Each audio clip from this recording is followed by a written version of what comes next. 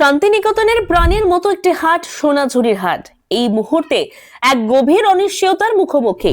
বহু বছর ধরে হস্তশিল্পীদের জন্য জীবিকার মূল উৎস হিসেবে পরিচিত এই হাটের ভবিষ্যৎ এখন আদালতের সিদ্ধান্তে ঝুলে আছে। রায় আসার কথা ছিল কিন্তু স্থগিত হয়েছে। পরিবেশ আদালতের চূড়ান্ত সিদ্ধান্ত এখন আগামী এপ্রিল মাসে ঘোষণা হবে। এটা নিয়ে ব্যবসায়ীদের চিন্তা বাড়ছে। স্থানীয় লোকেরা বলছেন এখান থেকে হাজার হাজার শিল্পী ও ব্যবসায়ী রোজগার চলে। দেশের বিভিন্ন প্রান্ত থেকে বিক্রেতারা এখানে ধারাবাহিকভাবে পণ্য নিয়ে আসেন। তবে বিরোধীরা অভিযোগ করেন হাটের বিস্তার ও ভিড়, প্লাস্টিকের ব্যবহার, অপরিশোধিত বর্জ্য এসব কারণে সোনাঝুরির বনাঞ্চল ও পরিবেশ মারাত্মকভাবে ক্ষতিগ্রস্ত হচ্ছে।